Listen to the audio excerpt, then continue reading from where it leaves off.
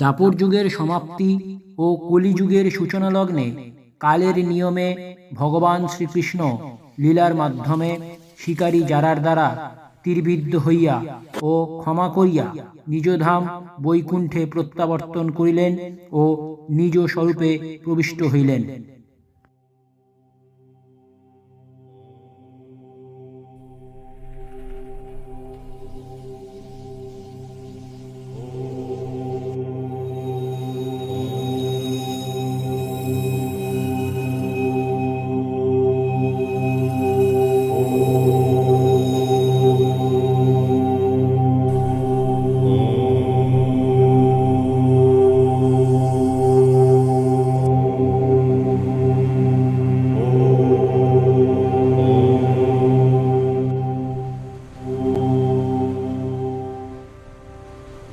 ভগবান শ্রীকৃষ্ণ তাঁর মনুষ্য লীলা সংবরণের পরেও মর্তলোকে জীবগণের দুর্দশা দেখিয়া মুনি ও ঋষিগণ প্রজাপতি ব্রহ্মা ও শ্রী শ্রী নারদের শরণাপন্ন হলেন।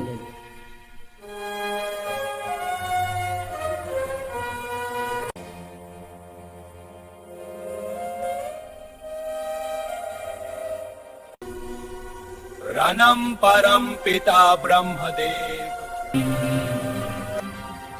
प्रोनं श्रीनारोजी प्रोनं परं तपस्वी ऋषिगण। হে জগৎপিতা, হে নাথ, দয়া করুন। পৃথিবীতে সমস্ত সততা শুচিতা ধর্ম লোপ পাচ্ছে। চলুন আমরা সকলে শ্রী বিষ্ণুর নিকট প্রস্থান করি।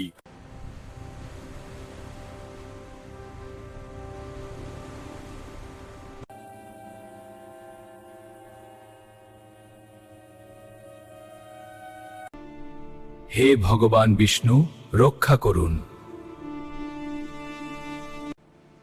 হে ব্রহ্মদেব, আপনাদের আগমনের হেতু কি? হে পুণ্ডরীকাক্ষ, হে জগতের পালনকর্তা, হে বিষ্ণুদেব, হে তারণহার, আপনার দ্বাপার যুগের লীলা সমাপ্ত হয়েছে, কিন্তু ধরণীতে দুর্দশা, অধর্ম, নাস্তিকতায় জীবগণ কষ্ট পাচ্ছে। হে পুণ্ডরীকাক্ষ, হে জগতের পালনকর্তা, হে বিষ্ণুদেব, হে তারণহার,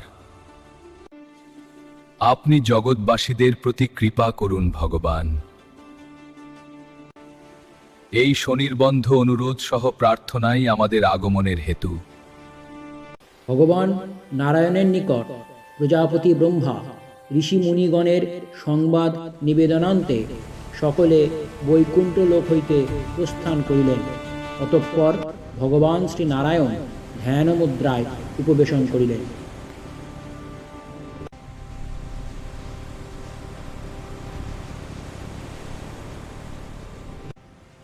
সুদর্শনো দাপরান্তে কৃষ্ণাজ্ঞাতো জনিষ্যতি, নিম্বাদিত্য ইতি খ্যাতো ধর্মগ্লানিম হরিষ্যতি। হে সুদর্শন, প্রকট হো।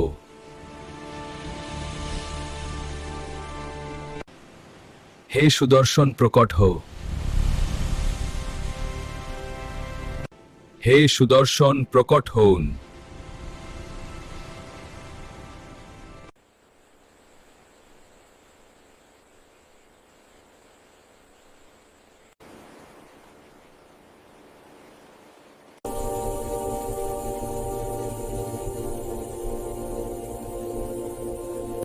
प्रणाम आराध्यो स्वामी श्री विष्णु। प्रणाम आराध्यो स्वामी श्री विष्णु। हे आराध्यो भगवान, हे आराध्यो भगवान सेवा निमित्त आदेश प्रदान करुन।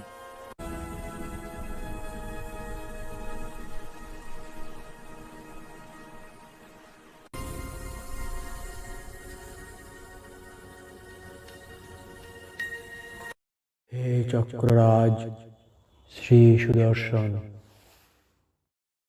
আপনি ধর্ম সংস্থান রূপে জগৎ কল্যাণ কার্য করবেন। হংস বা শন সম্প্রদায় নামে যে প্রাচীন সম্প্রদায় আছে, এই সম্প্রদায় আপনার নামে জগৎ সংসারে প্রসিদ্ধ হবে। ভগবান নিজ পার্ষদ শ্রী সুদর্শনকে মর্তলোকে মনুষ্য অবতার রূপে মাতা জয়ন্তীর গর্ভ হইতে জন্মলাভ করিবার নিমিত্ত আদেশ ও অনুমতি প্রদান করিলেন।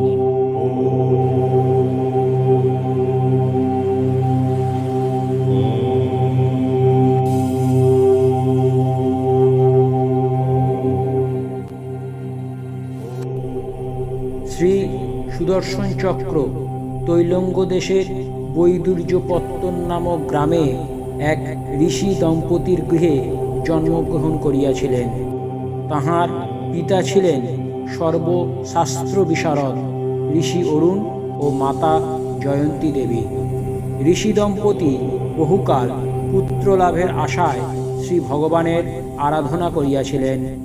একদা অরুণ ঋষি স্ত্রী জয়ন্তী দেবী সহ শ্বশুরালয়ে অবস্থান করিতেছিলেন। একদিন গভীর রাত্রে তাঁরা দেখিলেন একটি দিব্য জ্যোতি তাঁদের শয়নকক্ষে প্রকাশিত হইয়া জয়ন্তীর গর্ভে প্রবেশ করিল এবং একটি দৈববাণী ঋষি দম্পতিকে সম্বোধন করিয়া বলিলেন, শ্রী ভগবানের পার্ষদ সুদর্শন চক্র তোমাদের পুত্ররূপে জন্মগ্রহণ করিবেন।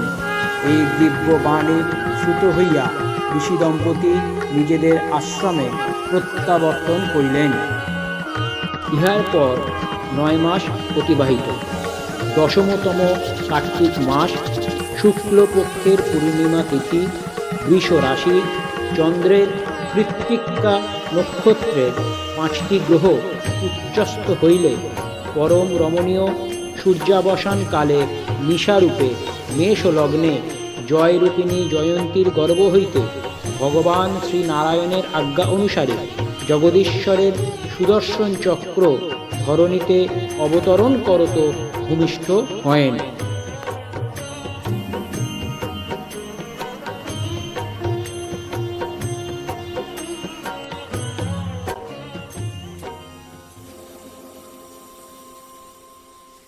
ঋষি দম্পতি পুত্রের নামকরণ করিলেন নিয়মানন্দ।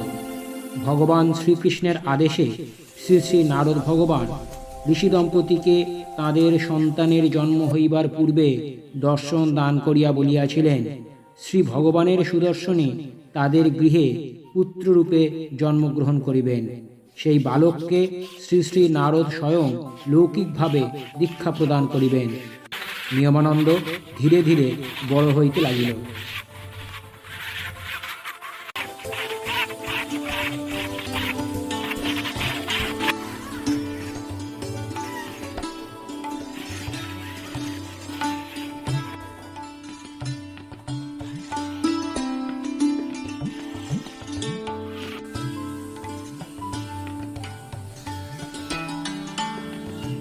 ইহার অব্যবহিত পরেই ঋষি অরুণ বালক নিয়মানন্দের উপনয়ন ও চূড়াকরণ আদি সংস্কার অনুষ্ঠান সুসম্পন্ন করিলেন।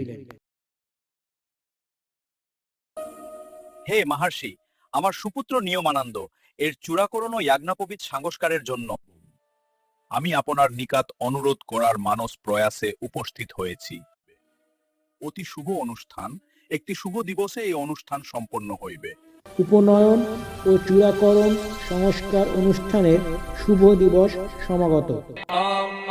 स्वस्ति न इन्द्रो वृद्धश्रवाः स्वस्ति न पूषा विश्ववेदाः स्वस्ति नस्तार्क्ष्यो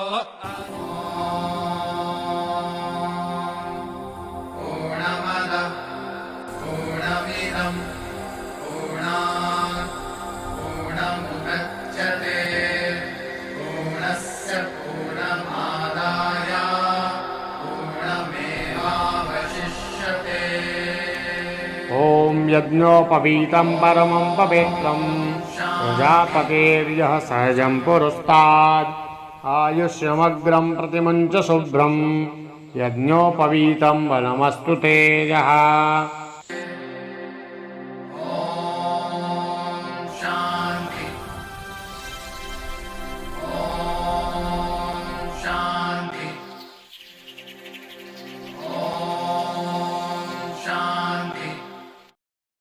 সংস্কার অনুষ্ঠান সম্পন্ন হইবার পরদিবসে ভগবান নারদ ঋষি অরুণের আশ্রম প্রাঙ্গণে আগমন করিলেন। নারায়ণ হরি হরি নারায়ণ হরি হরি। হে নারদ মুনি, আপনি আসন গ্রহণ করুন। হে ঋষি শ্রেষ্ঠ, আপনার দর্শন দানের অভিপ্রায় কি? হে ঋষি অরুণ ও মাতা জয়ন্তী, আপনারা নিয়মানন্দাকে নিয়ে ব্রজধামে গমন করুন। নারায়ণ নারায়ণ নারায়ণ নারায়ণ। শ্রী নারদ ভগবানের আদেশে ঋষি দম্পতি বালক নিয়মানন্দকে সঙ্গে লইয়া তৈলঙ্গ দেশ ত্যাগ করিয়া ব্রজধামের উদ্দেশ্যে গমন করিলেন।